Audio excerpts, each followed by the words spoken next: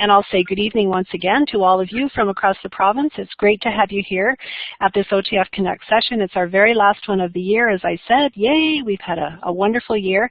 And I'm thrilled to introduce Tracy Sims and Cheryl Emmerich, who are two of our kindergarten teacher rock stars that have done a few presentations this year, and they're always very engaging and really popular among the kindergarten crowd out there. That's why you're all here. Look at this, 50 already, and it's just 7:30. So Tracy and Cheryl, I'm thrilled to be your moderator, and a really warm welcome. I'm going to turn my mic off and turn things over to you. Thanks, Susan. It's always great having you along with us. You've been so supportive through all our webinars so far. And again, thanks to everyone that's come out tonight. It's great to see so many people from all over Ontario. To keep the chat going, even with those outside of the webinar tonight, or if you want to later reflect on some of the conversation on Twitter, we're going to be using the hashtag #ConnectingLearners. Also, if you want to ask any questions later on, that will be another way that Tracy and I will be able to provide some feedback. So who are we? Cheryl and I have been teaching together for 5 years. We're going into our 6th year together.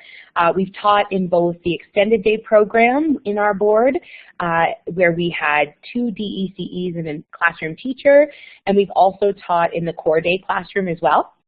And we're really excited to be able to share some of our knowledge tonight and share some of our learning and reflections. And today is a really practical topic. We have a lot of practical things that you hopefully can take away and get started with right away. If you're on social media, we've shared our Twitter and Instagram connections there. Cheryl and I have been trying really hard to post a lot on social media so that we can share our learning and make our thinking visible to educators across Ontario as well. So to get a feel for who's in our chat room tonight, if you don't mind just jotting a quick note of what your role in education is, that would be really helpful.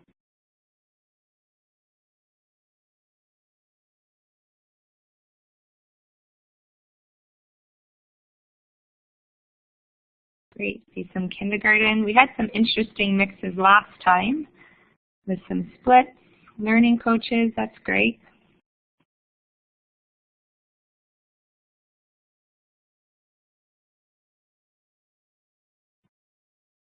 Great. So for those that are in a role that might be some type of support services or some type of consultant, or I saw some French, even I'm seeing a grade 2-3, tonight we are going to be sharing, our examples are mostly kindergarten based because that's what we teach. But just like any classroom, in our room we have children that are learning more so at a developmental of a grade 1 and 2, and then some that are maybe developmentally at 2 or 3 years of age. So everything we share tonight can be adapted. So really think critically about our ideas and think, how will that make sense for our children in our classroom or the children or teachers that I'm supporting, and how can you adapt and extend those ideas to support them most effectively too?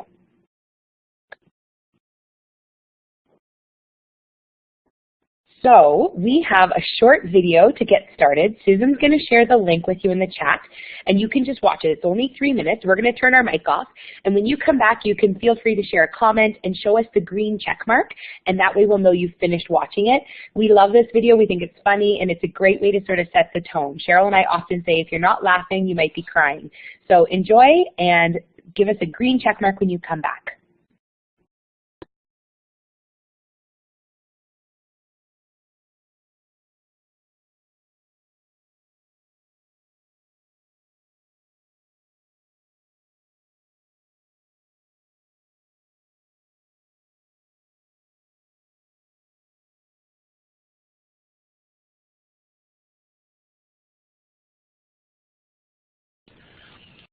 Elizabeth, just click on the link in the chat, the goo.gl.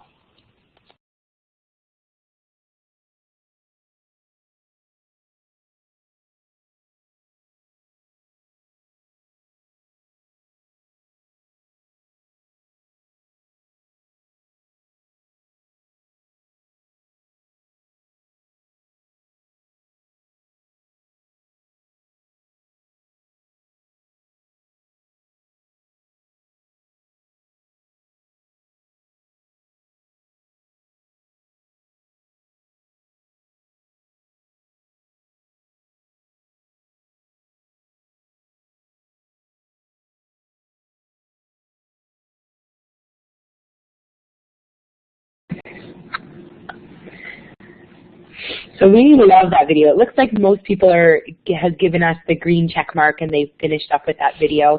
It's a great one to share in the fall, but it also just gives us a little bit of a laugh and makes us think that beyond worksheets, there is a lot that we do in kindergarten, in the early years, in the primary grades. And so take that and know that you are doing good work, you are working really hard, and we are really close to the end of the year. So it's almost time for summer, which is a great time to reset. With that being said, let's get into math in games. So where does math happen? We wanted to kind of set a little bit of a context because, of course, math happens in a lot of different contexts in the classroom. It happens in play, and we engage with it in play. We support it in play. It happens when we can connect it to read aloud. It happens in project work. Even this week, we've been doing sewing and making clothes with the children, and that's a huge amount of mathematics that's coming through. It happens during small group instruction. Sometimes it's a structured game, sometimes it's an activity. It happens during music and movement, during outdoor learning, and of course it happens in games. And we sort of noted there that games happen both in play, so sometimes children create them themselves, sometimes they engage with them during that learning center time, and sometimes we support games in the context of a small group. With that said, we have really reshifted our thinking around small group, but we're going to keep the focus mainly on math games. If you do go onto our blog, you can see a highly detailed structure of how we plan and implement that in our classroom. But we have found that when we're introducing math games in small group, it's really helped us in scaffolding and fostering some of those skills in play. And also, once you read the blog, you'll see how the whole class is engaged in small group at the same time. So that has also supported us from taking them away from their play. We found that the message that we were sending was we weren't valuing their play, and we were also seeing a spike in behavior at that time. We do it all at the same time, and I know that always sparks a lot of curiosity, but if you do go to our blog, it will have a very detailed explanation of how we implement that, and then you can always use our email or hashtag Connecting Learners if you have any other questions. So we read an article about why play math games, and it talks about how teachers should provide repeated opportunities for students to play games, then let the mathematical ideas emerge as students notice patterns, relationships, and strategies. And I think that that's a really key point because when you're introducing a new math game to children, you want to be careful not to overload them with questions and stifle the play right away. So you want to play often. We find we have to play 3 or 4 times before children are able to understand the concept of the game. And at that time, then they might be able to start developing strategies, or they might be able to answer questions when we're trying to get at some of the mathematics that's happening. But you don't want to do that the first time you play a game. So really being aware that children need many, many times to play a game before they're going to be able to engage with the mathematics that's actually taking place in a game often. Tracy and I always like to ground ourselves in research. This was a text that we did with our kindergarten team last year, and it's a very dense text. It's very good, but very dense. So we found it beneficial to do it in a group setting because then we could dissect it. But we're going to share some of that research today and some of our thinking. And then it also really supported us in really thinking critically about the mathematics that were coming out through these games. We also know in a K team, the beauty of it is having a partnership, but I also think this quote really stood out to us. The teacher's knowledge of mathematics and the skills that a teacher applies in the classroom have the greatest impact on student learning. Sometimes when we do have that partnership, we don't always challenge ourselves to do certain things that might be uncomfortable. For instance, I was a little hesitant around math in the classroom, and it would have been very easy for me to say, oh, go see Mrs. Sims and she'll help you with that. Or if it was a different topic and Tracy said, oh, go see Miss Emmerich. But I think in order to be well-rounded as a team and as an educator, utilize each other. Again, the book club really supported us in grounding ourselves in that research and supported our learning. in result also helping our children to their best ability. And knowing that we really have to know what we're doing. We have to understand the depths of counting and subitizing and patterning. As educators, that is our job, to really understand what it is that we're teaching. And early mathematics is actually very complex.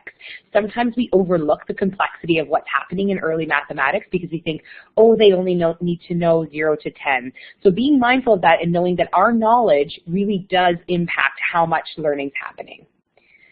And high-quality mathematics through early childhood does not involve pushing early arithmetic onto younger children. Instead, it allows them to experience mathematics as they play and explore in their world. And I think that's a huge point, too. As kindergarten became rolled out in full day, a lot of other educators started to think, well, that must mean they're going to do more. That must mean they're going to learn more.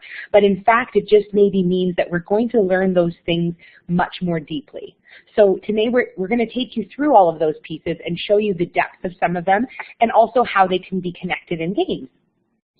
And before we do that, we want to open it up to you guys again with this question: what value have you found in playing mathematic games with children? And you can use your mic. We'd love to have someone talk. You can write right on the screen like Susan showed us earlier, or you can share your ideas in the chat box.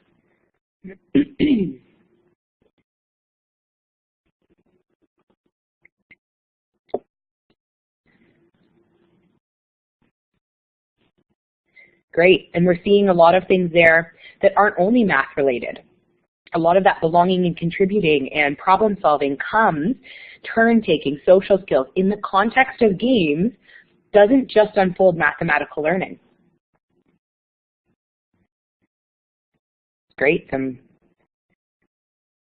different math skills, subitizing, addition, subtraction, fun, absolutely. We often find ourselves, we get lost when we're playing games with the children. We love to just enjoy ourselves and play and engage with them in the mathematics as well. I like what was shared on the screen, allowing students to explore games and make up their own rules of play. Games are so great because they can be adapted in many ways. Awesome. So, when you're developing and playing games, it allows you to naturally embed concepts, methods, and new vocabulary. Lots of opportunity to do that in the context of a game. Very much so naturally that the children sometimes, one year they even asked us, when are we even going to learn that? And we were like, what? But we realized then that we weren't even verbalizing to the children enough how much mathematics was happening in the context of their play in the games. So that helped us to become more aware of our language too. It also allows us to create meaningful situations so that they can use mathematics with peers. It encourages strategic mathematical thinking, lots of strategy in games that involve that. And the more you play, the more strategy they start to develop because they become more confident in their playing. And it's an opportunity to practice skills and problem solving. And when thinking about these math games, we can create these games based on their needs. We don't just play a game just for JKs or just a game for SKs. We think about their needs, and we think about how we can adapt and extend simple games to meet the needs of children. And then it also provides us an opportunity to differentiate and scaffold in the context of play.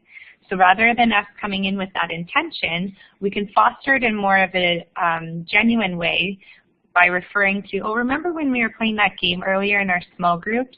Remember how we made the tally marks? I wonder if we could do that with your game that you built in the building area. So it gives a gentle reminder of something that, or a skill that was fostered earlier, and then seamlessly scaffolding it into their play later. And in that article that we shared earlier, it talked, so why play math games? They talked about how math games provide very few language barriers often. And now, although there is language involved when you're playing games and taking turns, a lot of games can be learned through observation, which is really helpful if you have a high English language learner population. And games are a big part of many different cultures too, so often children will come with a context of games, maybe a different type of game, but that is also a way that you might be able to engage with students who are new to Canada or who are just beginning to learn English. And we have also found in our practice that playing these mathematical games can support language development not only for English language learners, but also for children who are developmentally working on building their language, whether it be in mathematics or it be in personal and social interactions. So games really do provide few language barriers, but also an opportunity to build language. So we're going to have you watch another video, and we're going to let Doug Clement speak to it. But it's from the ETFO Play site, Pley, and he's going to talk about the value of playing games with children. And once you're finished the video, if you could just, again, please do a green check mark so that we know you're back with us in the room.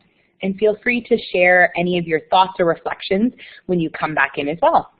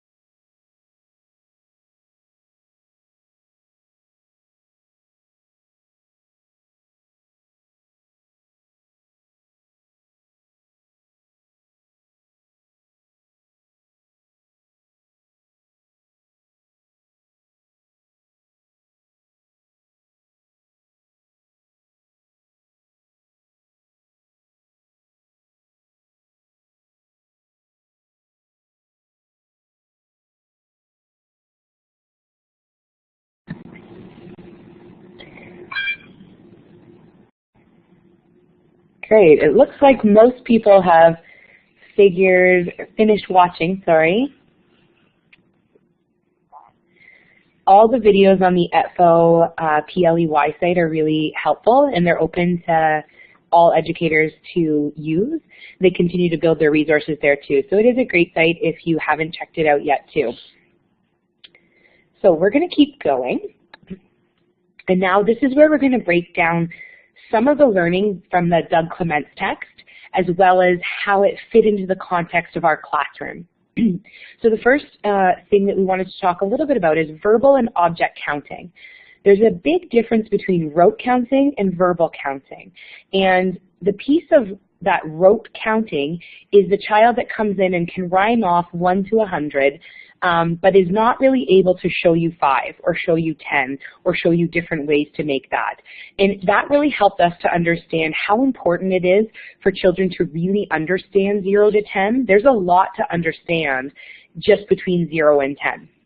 And in Clement's text, he pointed something out that we didn't really even realize we weren't doing, was that importance of including 0 in your discussions, in your games, in your number line, because if we can support young learners in understanding what 0 means, then we're going to be able to support and scaffold their learning as they grow. They're now, when they get to grade 5 or 6, when they start to explore integers, they're going to have a better understanding of what 0 means and where it fits on that number line.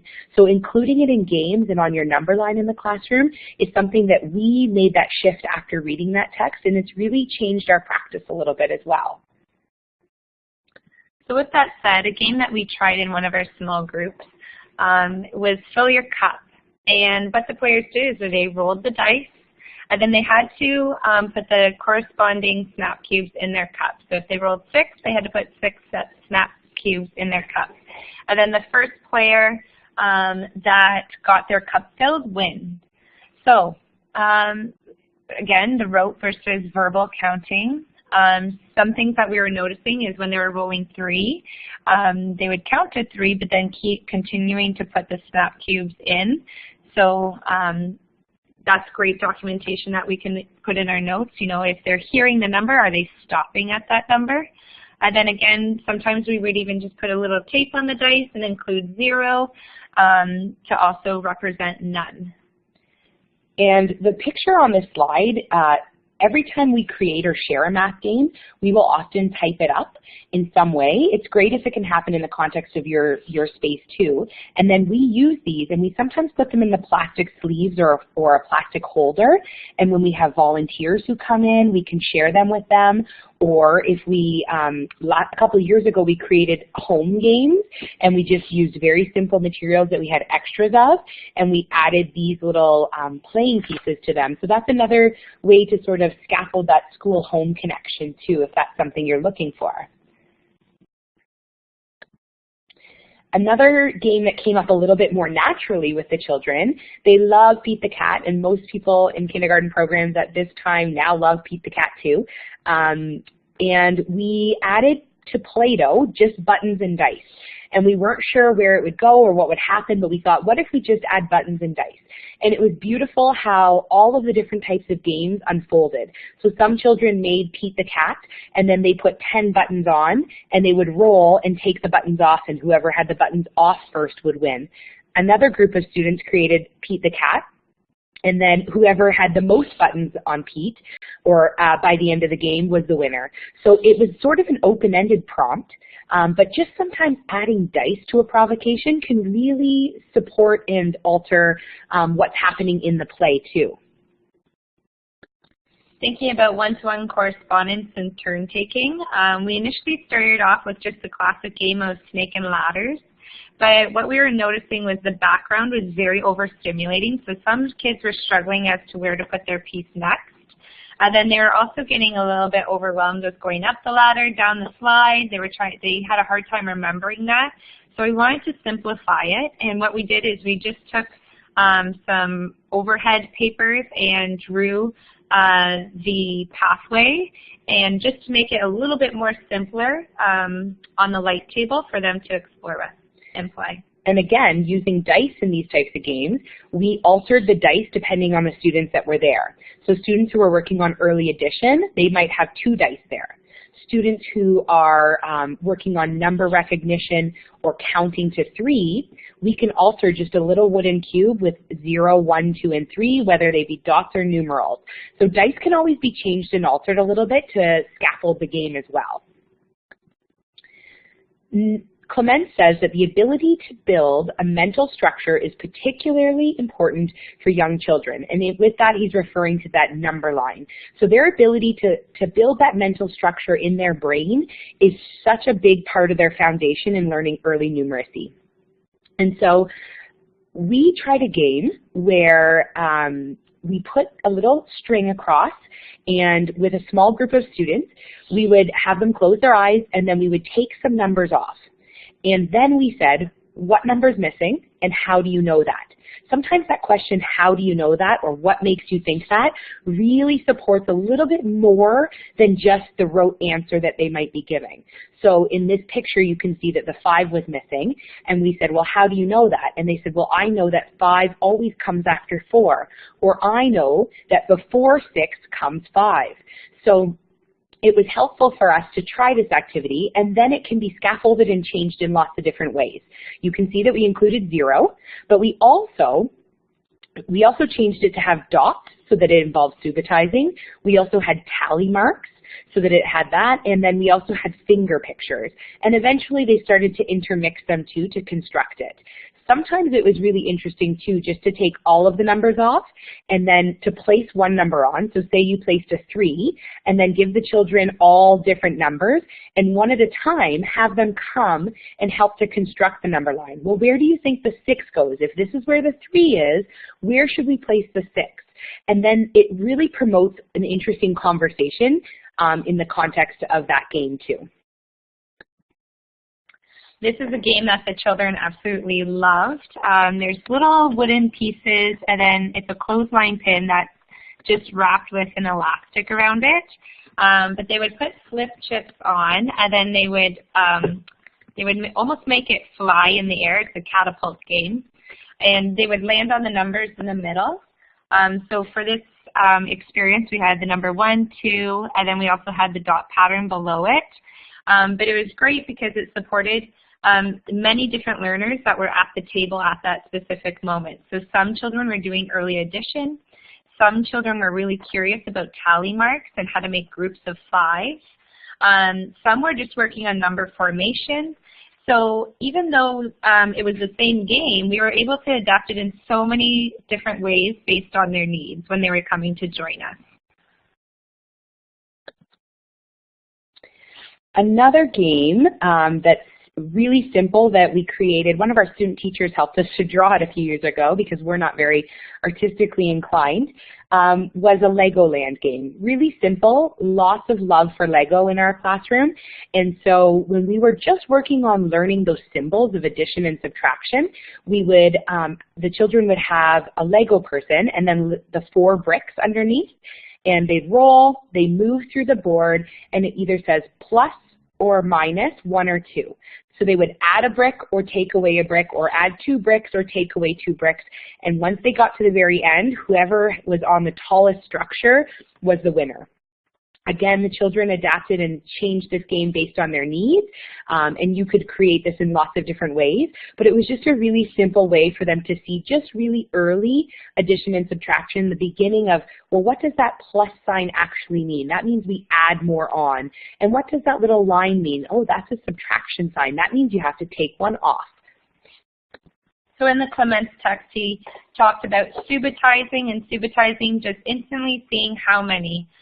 He said that the research says it's one of the main abilities very young children should develop, and even stated that even infants were also able to subitize, which was very interesting. And then the way he broke it down even further is he described the perceptual subitizing is just seeing the numbers. So the child might say, I see 6. And then the conceptual subitizing was seeing the part whole. So I saw 3, and I know that's 6. When doing subitizing games or activities with children, he also stated that you should eliminate the complexity in the image. So in here, you can see the cute little owls have lots of little details, and he strongly suggested that you just use simple black dots or something that's not so overstimulating on the eye, because what happens is when you're subitizing with the children, it's really hard to focus on the number because they're so focused on the detail. So that's where you can see some regression in the subitizing then. So K students often regress based on our prompting, and we thought that was really interesting too, because when children roll a dice, our prompt, if the child sort of looks blankly at you or isn't sure, is to often just to say, count them. But then we're noting that they're not able to subitize. So we have to be really mindful of our prompts. When we're wanting children to begin to subitize, we may have to model or share our thinking. Oh, I see 1 dot in each corner. That means it's a 4. So when you're playing simple games, if you want them to start to subitize, especially those dot patterns on the dice, you want to be careful of how you're prompting. If you're always prompting them to count, they're not going to be able to start to subitize as easily. So you could also say, how many do you see? And if they're correct, don't prompt them to count. So sometimes children will say, I see 3, and then you'll say, okay, count them. Because we want to collect data, we want to do the right thing, but you don't need to prompt. If they've already said that, just be mindful of making note that they are subitizing, and as you continue to do that, continue to model. So again, I see 3 and 3 dots. That means it's 6. Another game that we play with the children is Tenzi. So we have a 10 frame in front of them, and then 10 dice. And the ways that we adapt it are sometimes we'll just say, let's search for the number 2. And then all the players will put all 10 dice in their hands, and they'll roll them. And then they look at all their dice, and they find all the 2s, and they put them in their 10 frame. Then the dice that don't have the 2s, they roll again until they're all collected. The first player that gets all 10 dice just yells Tenzi, and they're the winner. Another way that we've also adapted it is if we're searching for 5, making combinations of 5. So when you're rolling, you might put 4 in the box, one of the boxes in the above 10 frame, and then a 1 just below it in the box. So you can see 4 and 1 make 5. Roll again. Is there another way? Oh, 3 and 2 make 5. So that's another way that we've also adapted it. And from a practical stance, a lot of educators worry because we've done it ourselves and the dice start to fly all over the classroom, especially when you have 5 or 6 kids rolling 10 dice at a time. So just using a paper box lid or a pop bottle box, some kind of little box, sometimes that helps just to control the dice, especially when they're just learning how to play and they're excited. Another game that we love that we saw when we visited another classroom was called the Red Dot game, and you can adapt this game a little bit differently too. Each child has a 10 frame, and you can see here we were playing this game on the fly because those 10 frames, some of them we drew by hand, and what happens is that the dealer will flip over a card one at a time, and all the children will build that number in their 10 frames. So if you flip over a 6, all the children will make it say 6. And you can sort of scaffold and point out, oh, I see that's 1 full row and then 1 more. That makes 6. Oh, I see that they made their 6 look different. They did 3 on the top and 3 on the bottom. And then you flip over the next card. So if you had 6 in your 10 frame and the next card is 4, all of the children have to make their board say 4. And what's really interesting to note is, do they take all of their pieces off and build it again? Or do they understand that 4 is 2 less than 6, and they can verbalize that by taking 2 off? So then you can start to point out those strategies. And when you, the red dot, I guess, the red dot means the game's over, and it just sort of makes it a little bit more fun because it's a little bit random. And so when someone gets the red dot flipped up, that means the game's over. So you can change that game and alter it in a lot of different ways. It's very simple, but what's really interesting about it is watching how they alter their 10 frame each time a card is turned over. If it has a 1 and then it goes to 10, do they take it off and rebuild it, or do they just know to add on? Clements also talked a lot about the language when comparing, ordering, and estimating, and we found this really fascinating too. He talked about the language of more, less, and fewer, and in his studies he noticed that we naturally gravitate towards the word more. And when Cheryl and I read that, we were like, yeah, we do that too. When we were playing games, we were prompting and we were using which one's more, which container holds more, which, you know, we used more so often. And so Clements challenged educators in his text to really be mindful of that and think about using the word less or using the word fewer. And so just being mindful of our prompts, and then to make it even more challenging than just saying which one is more, asking children how many more or how many less. It was really interesting. When we were playing some games and we asked that question, it took a long time before they were able to develop the schema and skill to understand what that meant. So even playing that fill your cup game, you can play you know, a game where you roll and you make a tower up till 10. And so in a game like that, you could say to the children, oh, Cheryl has 5 and Tracy has 6. Who has more? Okay, Tracy has more. Well, how many more? And you could compare the snap cube trains and talk about which one was more or which one was less, being mindful of that language. Clements also talked a little bit about estimating, and he said that estimating is not merely a guess. Often when we do estimation games or activities with children, we say, just take a guess. But he said being mindful of that language, so that when we are doing estimation, we talk about that estimation is actually developing a strategy. So what strategy did you use to estimate, or what did you do that helped you to make that estimation? This was a game that we did with the children called More or Less, and it was a mystery box that we just had in the room where they were able to put their hands inside the box. And we had a bunch of dominoes inside, and each player would take a domino out and problem solve what number they had. Some used one-to-one correspondence. Some were able to find the big number and then count on. Another great way to get that quick documentation. And then once they identified their numbers, they would spin, and wherever it landed on, if it landed on less, the number that had fewer would get the point. So again, you're not emphasizing that more. You're going between the two of more and less. If you don't have the box, you could use dice or a spinner or a bag. And then the other way that we could extend their thinking is just by prompting them how many more is yours or how many fewer is yours, just to get an extension of them verbalizing their thinking. And I think that's a great point, and I think it's really important also not to over-prompt. So Cheryl and I talk about that a lot too. It's okay to ask how many more or how many less, but if you ask that every time they pull a domino out, you're going to stifle the game and they probably won't want to play much anymore either. So being mindful of how many questions we're asking and when we ask them. So often we'll play a few rounds and then we might pause and ask a question, just so that the kids are still engaged and excited. Otherwise they start to recognize that that's not the intention of what they're doing too. Another game that we tried this year, it was a newer game that we've been trying, is using 3 different colored dice. And you can use a number line. We used cards because we've been trying to get the children to recognize and use cards in different ways this year.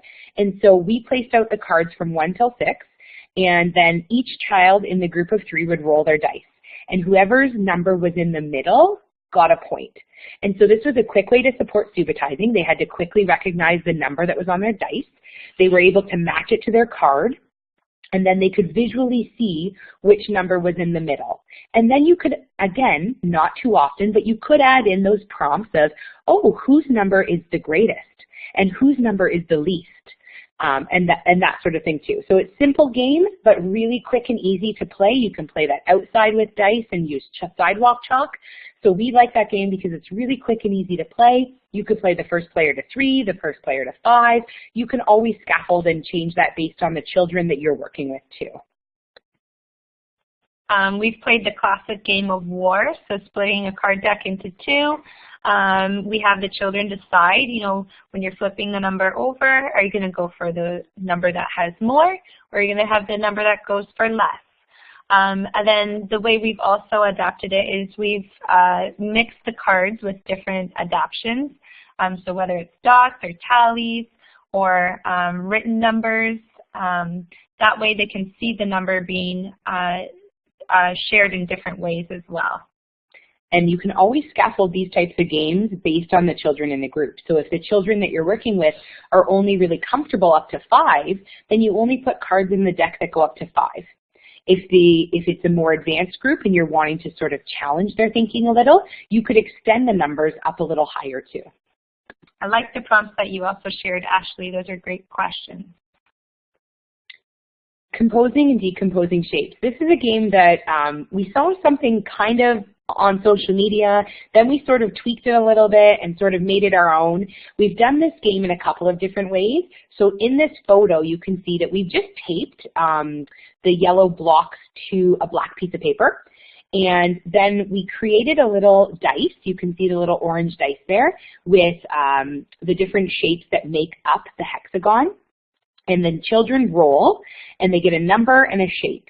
And then they can fill their hexagon with those shapes. What's interesting is as they start to fill up, they have to start to think carefully about where their shapes are going to fit in. And again, you can scaffold and differentiate this game to include more hexagons or just a certain type of shape to fill it up. So there's lots of ways you can sort of adapt and change this game. You can change the number on the black dice too. You could just put 0, 1, 2, or 3. Another great way to build in 0. But this was a great game that really supported children in understanding how shapes are composed and decomposed. And then you can build in some of that language for 2D shapes in the context of your game too. This was a memory game that we played with the children. So we grabbed some of the wooden blocks that are in their natural environment all day. And we would show them the blocks, we would describe them, we'd have the children touch them and feel them at first. And then when we were playing the memory game, we would say, okay, close your eyes. I'm going to take one of the shapes away. And then we could take one of the shapes away. Oh, okay, open your eyes. And at first, they would maybe just say the name of it. And then when they did that, we could extend it further by saying, you were right. It was a cube, and cubes have 8 vertices. And then as they're hearing that, and becoming more comfortable with it, then we might extend it to, well, how did you know that? To see if they are then recognizing some of the language that we're using. And then we also intentionally chose these blocks so that when we are in play with them and we're building alongside them, we can use that language again. Oh, I need a rectangular prism. Can you go find that for me? I'm trying to make something balance over here. So again, teaching it in 2 different contexts, but hearing the same language. And sometimes less is more. Sometimes we overthink things, and that's such a simple game. Memory games are always really fun. If you put them underneath a cloth and lift it off and hide one, that always just makes it fun and engaging for that small group that you're working with. And memory is great for them to build their memory and remember what was there. Those are great skills for them to build too. Some strategy games that we've played over the last few years. We have a game called the Snake Game, and again, we found it in a resource and sort of adapted it a little bit for our class. It is a cultural game, and what happens is students will have some gems or jewels. You can use pennies, you can use any kind of flip chip, whatever you'd like to use, and in their hand, they put one hand behind their back, and they can hide either 0, 1, 2, or 3 pieces. And then the other person has to guess how many there is. So if I put 2 behind my back, and then Cheryl guessed, I think that you have 3. I would reveal my hand, and if I had 2 and Cheryl guessed 3, then I get to move because she was wrong. So I would get to move 2 spaces. And then it would be Cheryl's turn. Cheryl hides 3 behind her back. And then I guessed, Cheryl, I think you have 3. And then if I was right, I would get to move again because Cheryl actually did have 3. So the way it sort of works is if the person guesses correctly, they get to move. If you trick them, you get to move. Really interesting though, as they start to move along the snake, they start to use the 0 because they don't want their opponent to move. So it really is a strategic game in a way, but if they keep using the 0, they realize that they can't move further. So it's a really interesting game and the children really enjoy playing it, but you want to, after again they played a bit, you can start to talk to them about what strategies they're using and why. This is a game called 1, 2, 3. We used a 10 frame, and each player, when it was their turn, they could put 1, 2, or 3 pieces inside the 10 frame. And then it was great. It was actually very challenging strategy thinking because you had to really think about and anticipate what the other player might put down after you lay your pieces down. But we found using flip chips was also helpful, because one player was yellow and one player was red, and then when the game was over, it was easy to reflect on those strategies when the game was over. This year we've been playing a lot of Tic Tac Toe, and it's a great game to take outside. You can use sidewalk chalk to play. We started by using flip chips. Again, a simple way. You don't have to erase the board every time and redraw the tic-tac-toe part. So we used one player was yellow, one player was red, and we would play over and over for them to start to understand how that game works, how the strategy behind it works.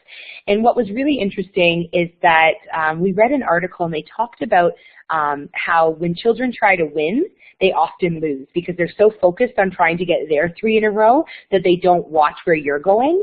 And so when Cheryl and I would play that game with them, we would really verbalize, now look where we put our piece. Now, no matter where you go, we're going to win because we have 2 opportunities to win here. And they started to really see that strategy and started to think a little bit more logically. It supports a lot of spatial awareness and strategic thinking.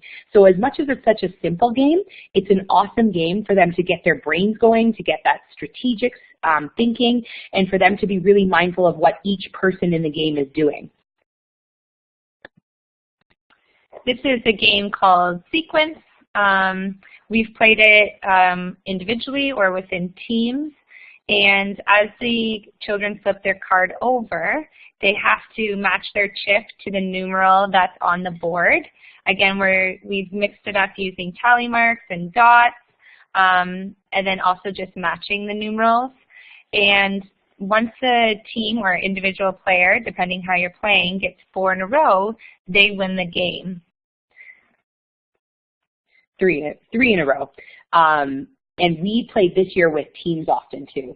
So if Cheryl was on the red team and I was on the blue team, we would actually talk about where they were going to place it and say, okay, well, I see a few different ones on the board. Where might you place it so that you are close to one of your chips? It's a great game that I even love. There's an actual like adult version of Sequence that involves the entire deck of cards, so it's a really great game that we just sort of adapted to make sense for that grade level too. And you can really adapt it. If you're working on early addition and subtraction, why not on the card write 3 plus 2? And they have to place their chip on 5. So you can really, you can make a board and then you can adapt it with those cards like Cheryl mentioned too. Some simple board games that we really love but wanted to share are the game Enchanted Tower. And our planning time teacher gave us this game this year. It's called the Pete the Cat Buttons game. So I'll tell you about the Enchanted Tower first. If you're looking to invest in some board games, these two are ones that our children are always asking to play. And they're a little bit easier than a game like Trouble. Trouble sometimes takes a very, very long time and they lose interest. So Enchanted Tower is a game where there's 2 keys and they're hidden underneath the different game pieces. You can see the little circles on the board come off and the keys go underneath. And then there's a wizard, which is the little blue guy there, and there's a robin who's red. And the wizard hides the keys and the robin doesn't know where the keys are. So you roll both dice, and every time you roll, both players get to move, which is really cool. So each player gets to move, but the wizard starts a little bit behind because they know where the key is hidden. And as they move on the pieces in the game board, it's magnetic. So if they land on a key, it lifts the piece up and the key pops out. And then there's 6 slots around the princess, and they can try and test out the different spaces. So the dice have numerals on them. There's one-to-one correspondence with moving, and then there's a lot of strategy involved. So the children start to count how many spaces away should I place this. But if I place it here, it's closer to the robin, and if I place it here, it's closer to me. It's a really cool game. We can share the link for it later too, but you can Google it. It's Enchanted Tower. Great game if you're looking to invest in an actual board game. The Pete the Cat game is a really simple game as well. There's a spinner, and they either move 1, 2, 3, or 4 spaces. What we really like about this game is that they can move in any direction. So they really start to be strategic. Well, if I move 4 that way, then I'm going to land on a red, which means they have to take a button out of their jar. And if I move this way, I'm going to get 3 buttons. So they start to think of the quantity of more, less, which direction they should move in order to be successful. But a really simple game that the children can play very independently too. So with that said, I'm sure as you're hearing a little bit about these board games, we're going to take a couple minutes and open it up back to you guys. And if you just want to jot down in the chat any board games or simple games that come to your mind, that way we can create even an extension of our menu of great board games that we could bring into our classrooms. So we're going to open it up to you guys now.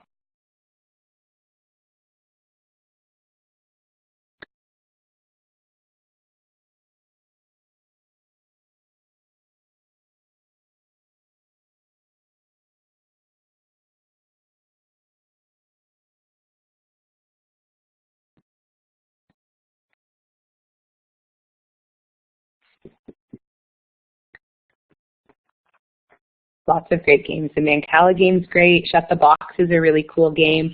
A lot of games you can also find at Value Village or online. People are getting rid of them if their kids have gotten older. So that's a great way to save money too. We've gotten a lot of games for $1 or $2. Hi-Ho Cherry-O is an awesome game too. Zap, Jenga. Someone had asked earlier about the blank playing cards as well, and those are from Royal Co.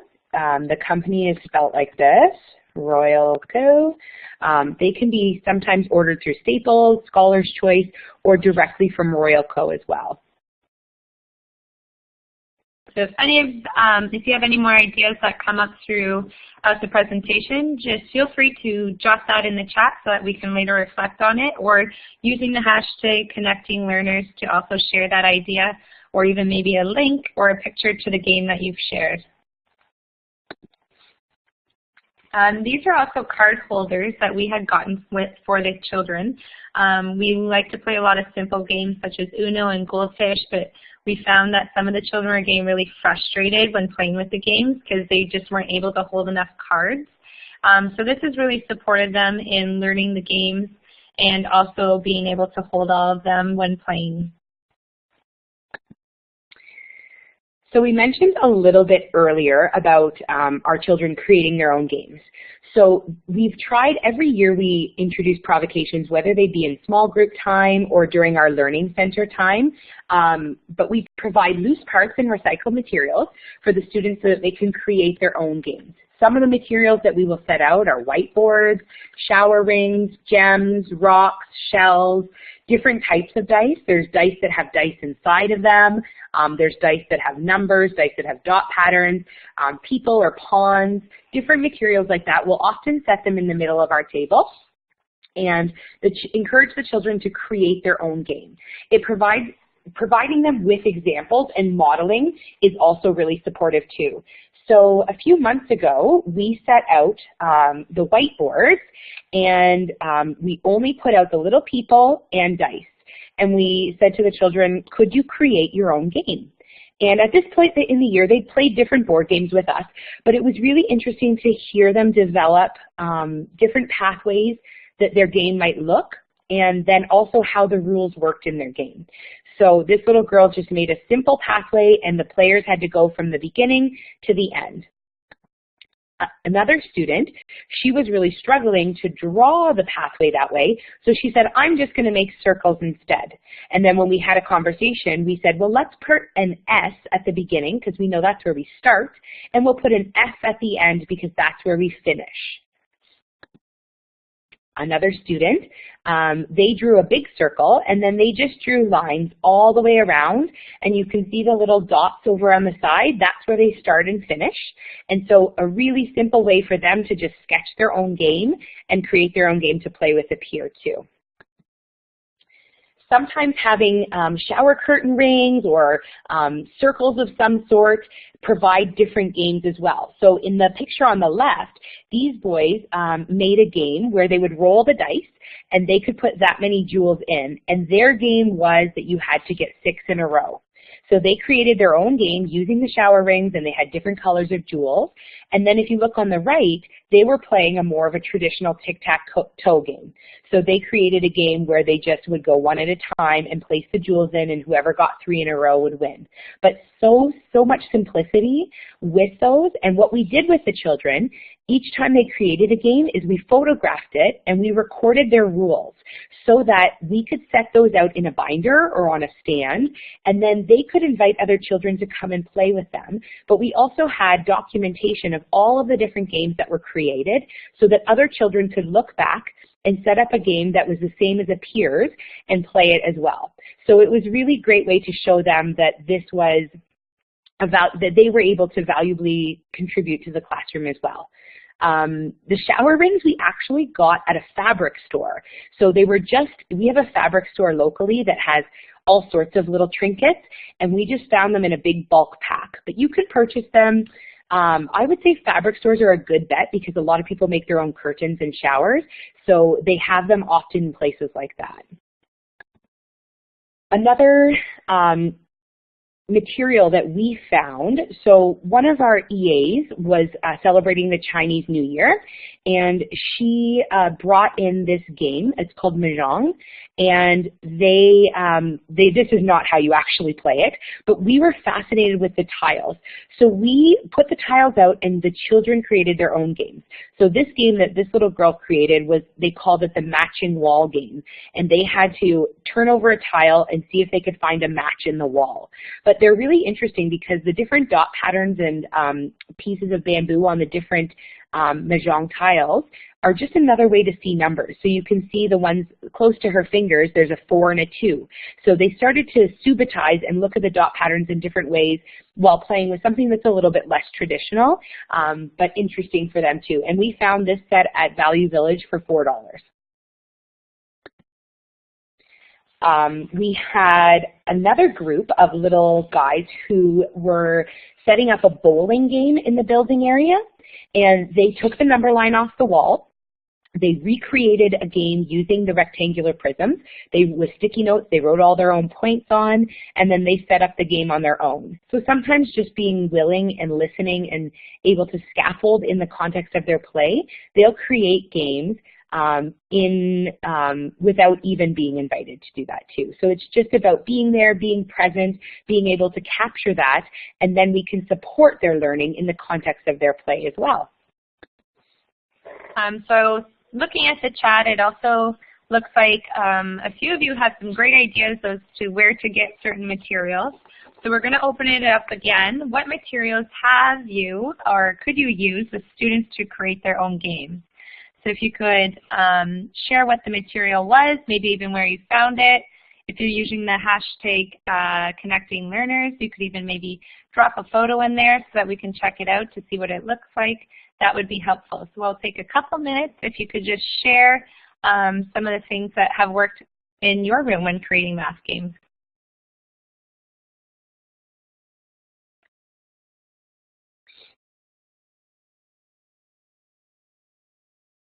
Yeah. Rocks and marbles, coins, corks. I'm sure we have a few of those laying around. That's a great idea, Sonia, the recycled yogurt lids. Even those applesauce lids that come off of those squeezable applesauce, those are a great loose part that they can be used in lots of different ways. Seashells. It's not always about purchasing. Summer's coming up. You'll be by beaches.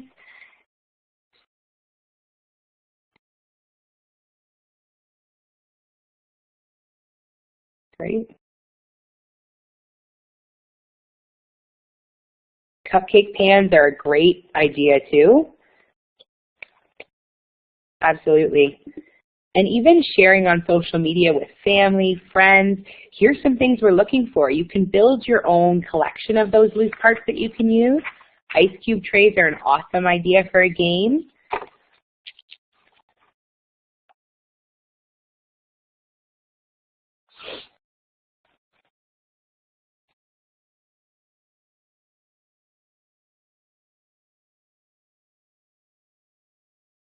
Great. So we're not quite wrapped up yet, but before we wrap up, we wanted to share a little bit about questioning. So as you play these games, you want to be asking questions. You want to be supporting and scaffolding their learning. And so we wanted to share a funny video to sort of set the tone. Cheryl and I love to laugh. So take a minute to watch the video, and then when you come back, we're going to have a little bit of a conversation just about our language and our involvement in the context of math games. When you come back, put the green check mark and we'll know you're finished.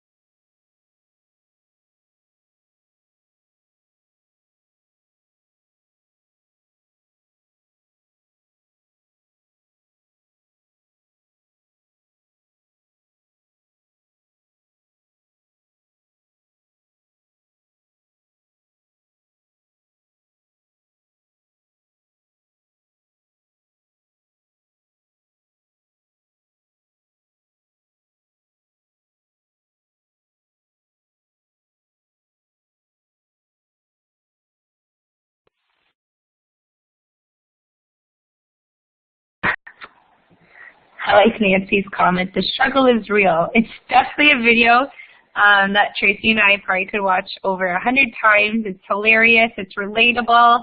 And even though we're very conscious of our questioning now, as we're about to get to, also just honor that sometimes you're not always going to be perfect every single time with your questioning. And when you hear something that you might say or reflect on something you might have said, just laugh it off and know that, you know what, there's going to be many more opportunities for better questioning. So give yourself some grace too. And it's great to catch yourself and your partner wiggling your finger and saying, and one more, or moving just a little closer, thinking that if we just get a little closer, they're going to know what's happening. And the best part of the video is, do you get it now? Yes. How many times have we said that to students? So being mindful of your questioning is so important. In the context of math games, we don't want to give them the answer. We don't also want to ask them questions. Cheryl and I often refer to open and closed questions.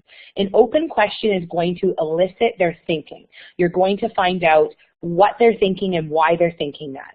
Whereas a closed question we refer to as guessing what's in the teacher's head. Someone once said in a workshop that we went to, if you already know the answer to the question, do not ask them the question because you're simply testing them. You're simply trying to figure out if they can regurgitate what you want them to say. That doesn't mean there's not a time and a place that you may do that. And I know that we sometimes feel pressure so that because we have to collect and we have to write this communication of learning. We understand all those pieces, but just being mindful of the types of questions that you're asking. So you want to guide them with those open-ended questions. We are going to share an article. I'm not sure if I gave Susan the link, but if not, we will share it with Susan to put in to the email that's coming out to you. And it's by Edutopia. And there's 5 prompting questions. And when Cheryl and I, great, we did share it. Thanks, Susan. When Cheryl and I were first practicing asking good questions, both in the context of small group and in play, we took those 5 questions and we put them on a lanyard. And we only allowed ourselves to ask those 5 questions. We restricted ourselves from saying anything else, not what are you building or how many dots are on the dice. We only asked these 5 questions. And that really supported and helped us in asking better questions and not asking those closed questions. So that's a strategy that might support you if that's something that you're working on. Alternatively, in the context of a game, we want you to think about what questions do you want to ask or what might be a good question to ask while you're playing. And so you might even just take a sticky note and write 1 or 2 good prompting questions that will support you in the context of that game. Sometimes it gets so busy and we're doing so many things that we lose track and our questioning slips a little bit. So just think, how can I be mindful? Do I want to put it on a little lanyard? Do I want to put it on the wall? Do I want to put it on a sticky note? How can I support myself in asking really good open-ended questions? So while you're planning these games with your partner and you're making observational notes or assessment notes as the playing is happening, here's some questions that we reflect on constantly. So whenever we do a game, Cheryl and I always play the game together. And we always play something first because that way if something goes wrong or something doesn't go as expected, or if someone teaches you a game and you've never tried it, trying it with the children first might not be your best bet. So we often will play it together. And then we always say to ourselves, what learning is taking place? We don't always capture all of it, but being mindful of the learning that's happening in the game is helpful in guiding your observational notes. And then we always say, how can I adapt or extend it? How can I make this a little easier? How can I make it a little more challenging? How can I change the content of this game to support the developmental and social needs of the children in our class? And then we think about our prompting questions like we just talked about. And then we also think about what might I record? Now we try not to. When we first started teaching, we would have a profile and we would look for just one discrete skill at a time. So we might just look for one-to-one correspondence.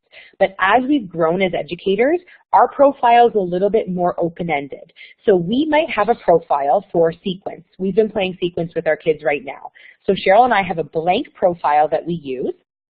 And we just have all the children's names in a box, and we think about what we might record, but we don't restrict ourselves because we might notice things that we haven't written down. So we might notice about their strategy, we might notice if they're recognizing numerals, we might notice if they're able to quickly subitize if we're using dots or fingers, but then we might also notice if they're able to patiently wait for their turn. We might also notice if they're communicating, if they're on a team. So we try and keep it open, and after we've played that game with the children that it makes sense for, because not all children are going to play all games. That just doesn't make sense. Some of our children are not ready for games. Some of our children need different types of games. So when we play a game with our class, sometimes not everybody is able to play it, and sometimes not everybody's interested in playing it.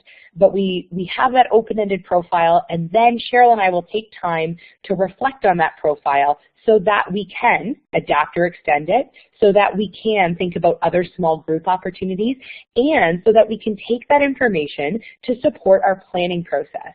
When we assess and capture learning, it always supports our planning. It always gives us insight into what they need. It gives us opportunities to think about that learning center time and how we can support those same skills, and it supports us as a whole. So that's sort of how we capture the learning during those small groups and during those games. So again, we're going to ask, what games have you played with your class to support early mathematics? If you're willing to share a photograph with some detailed descriptions of your games, Tracy and I are also trying to collect some more insight with mathematics games and hopefully produce a resource to support educators in the future. You could also share your social media on here or your Twitter handle if you're wanting to connect with others that might have further questions to your game later on as well once the webinar is over. So we will leave it up to you to jot down a few game ideas and maybe a way to reach you. And if anyone's brave enough, you can get on the microphone and explain it to us too. We know that educators are at the forefront of knowing the best things that they've tried and things that have worked for them. So this is a chance for you to really support each other in building that knowledge too. Race to 10 is great. Roll and cover. Oh, Sandra, that's a great idea. Guess Who, but using numbers. Repurposing an old Guess Who board. Yahtzee, Katrina, great idea. We've used Yahtzee where we just made our own Yahtzee up, so it looks like Nimet's saying the same thing. We just kind of scaffolded it because the full Yahtzee was too much for a lot of the students, so we changed it a little bit too and created our own version of Yahtzee. Dice are great. Ashley, could you tell us more about Walk the Plank? Hannah's wondering the same thing.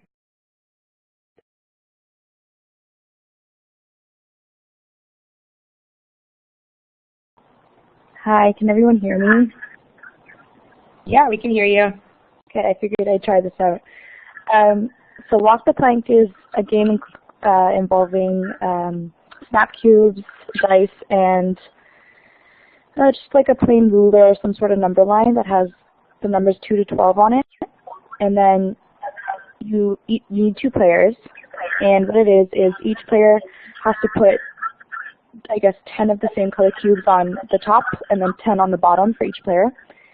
And the object of the game is to roll the dice, add the 2 numbers up, and then knock the other person off the plank. So the winner will eventually have all of the most snap cubes left, and then the loser will have no snap cubes left. Oh, that's fun. You can either do it with addition or subtraction, and it's worked both ways. That's great. Thanks for being brave and sharing on your mic too, Ashley. No problem. Anyone else brave enough?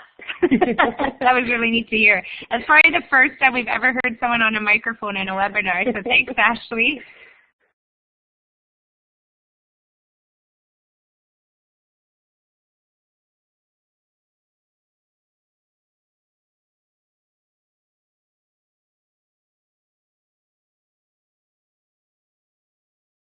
Great. Hopscotch using dice, that's an interesting idea. I wonder what that might look like, Jen.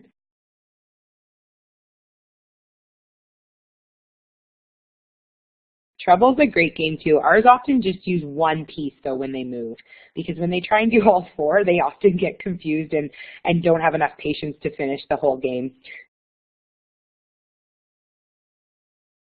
They love the popping of the dice though. That's a great idea too. Even just reading some of these classic games, it brings you back to your own childhood. Great. So thanks for all of your sharing and your time and your effort and being here tonight. We really appreciate you taking the time to be here with us, to learn with us, and to share your ideas. If anybody has any questions, we'll take questions for a few minutes, but please don't leave yet because I know Susan likes to come at the end. Not likes to, she does come at the end, and she's going to share a link for you to do a survey, and that's really helpful for us in OTF because then we can get some feedback about what you want to see and whether or not the session was helpful. It really helps them in their future planning as well. So before we do that, if anybody has any questions, please use your mic or type your questions in. And again, if you're kind of percolating some ideas afterwards, please feel free to reach out to us with this hashtag or with our email through our blog. We're always happy to help and connect. So if it's okay with the two of you and with everyone, I'll do my little thing now, and then I'll put it back to this slide and let you continue with questions and answers because I'll bet there will be a few, and we do have 10 minutes before the official finish time. So as Tracy and Cheryl just said, or one of them I suppose, it's very important to OTF that we receive your feedback. So when you log out of this session tonight, you will automatically be like a page in your browser is going to automatically open with the feedback form. But I've just posted it in the chat as well. The feedback form is the first link that I put there, so you just click on it. And you may want to do that while Tracy and Cheryl are finishing up tonight and answering questions, and then you can get two things done at the same time. Good time management. The second link there is for a certificate. And the third link that I posted is to the resource page, which I've actually finished. I've been working on that behind the scenes, so it's pretty much ready to go. So if you click on that, it's there, although it says it's not ready till tomorrow. The only thing missing from the resource page right now is the link to the recording. I haven't stopped the recording yet, and I'll do that in just a minute when I thank the two presenters. So it will be included there as well. So I'd like to thank all of you for contributing so many great ideas. This is going to be a very valuable recording and resources to look back on at some point. And Tracy and Cheryl, you were awesome once again. I was texting with Syria during the presentation, and she says to say hello to you and to congratulate you and to thank you for being great presenters. And I was saying to her that I think the two of you are probably the most mindful, the most honest, and the most self-reflective teachers that I've heard present. I love the way you look so honestly at what happens in your classroom and let it drive your professional learning and your next steps in terms of what your students do. I think just even the modeling of that kind of language to our participants during every one of your sessions is so, so valuable. And of course, the content is always rich. So many wonderful math games. I just want to come in your classroom and just play. Just so, so terrific. So thank you, Tracy and Cheryl. You've been wonderful presenters tonight and throughout this season with OTF Connect. And to all of the rest of you, thank you as well for great participation in the session tonight. So I'm going to stop the recording, and then I'll put it back to Tracy and Cheryl's final slide. And if there are any further questions or feedback, feel free to add them into our conversation. So thanks again, everyone.